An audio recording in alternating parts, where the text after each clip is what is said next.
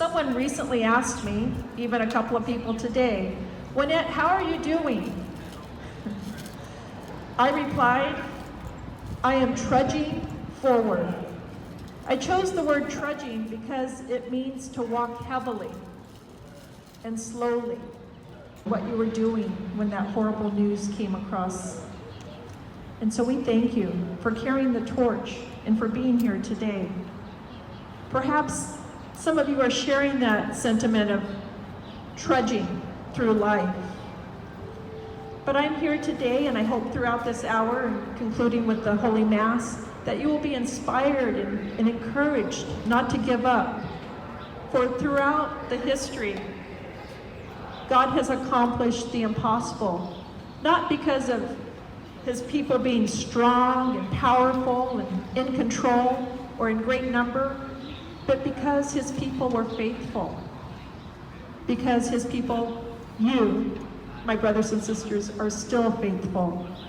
I believe God can end abortion too, not based on who is in DC or in the power that resides in the building just down the block, but because of your faith. And through prayer and supplication, I believe there will be an end to abortion. So here, but it means to humbly and earnestly beg. And that is why we are gathered here today, to humbly beg God to protect both life and religious freedom. So, Emanuela, free the Mass, please come share. So, I used to pray for many years for the renewal of the church. I used to pray so hard for it. And God kind of told me to be careful what I wish for. But over the years, I realized something, that I realized that the renewal of the church will not happen except by the blood of the martyrs. I want to read to you a passage from the Catechism of the Church. Before Christ's second coming, the church must pass through a final trial that will shake the faith of many believers. The persecution that accompanies her pilgrimage on earth will unveil the mystery of iniquity in the form of a religious deception, offering man an apparent solution to their problems at the price of apostasy from the truth. The supreme religious deception is that of the Antichrist, a pseudo-messianism by which man glorifies himself in place of God and of his Messiah come in the flesh. The church will enter the glory of the kingdom only through this final Passover, when she will follow her Lord in his death and resurrection. And right now, only at the beginning of that passion, I know the great sorrow each and every one of you has in your hearts. You felt abandoned, and you felt that our Lord is being forgotten. But what the enemy has meant for our harm, God will use for his glory. Yes. Out of this terrible chastisement, we realize something. We realize how much we really need Jesus, how much he really means to us. And he has heard our cries. And it is out of this chastisement that the small remnant is rising up with our voices and with our petitions. And together with Mary, we'll crush the head of the ancient serpent once and for all. And thus the Immaculate Heart of Mary will forever triumph.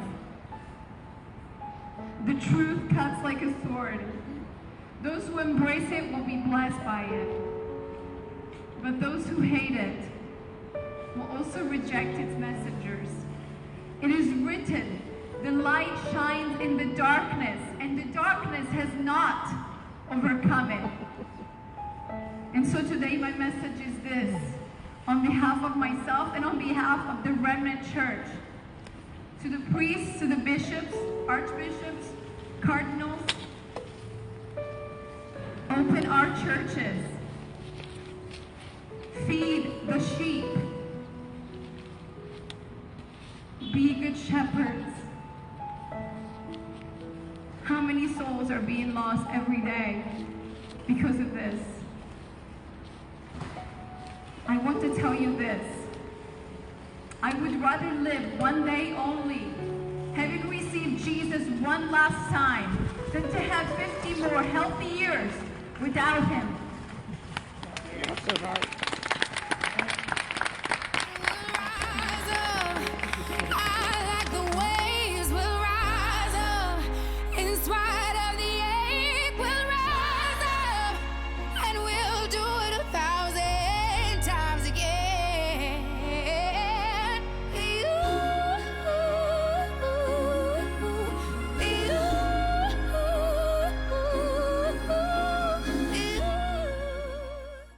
Friends, good morning.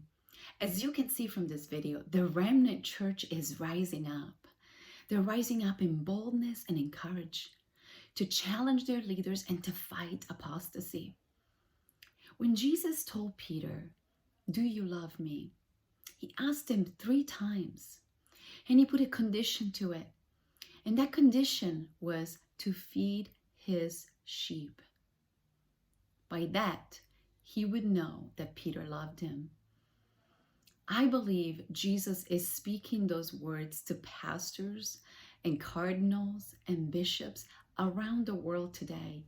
Jesus is putting a condition to your love for him, and that condition is to feed his sheep. Not just to say that you love him, but to actually show it by opening the churches and feeding the sheep, not only physically, but spiritually as well. Friends, these pockets of resistance are happening around the world, not just here in Sacramento. So if you'd like to know more about what we do, I've included some helpful resources in the description box below.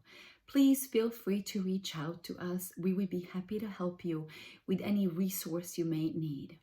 May God bless you. We will see you soon.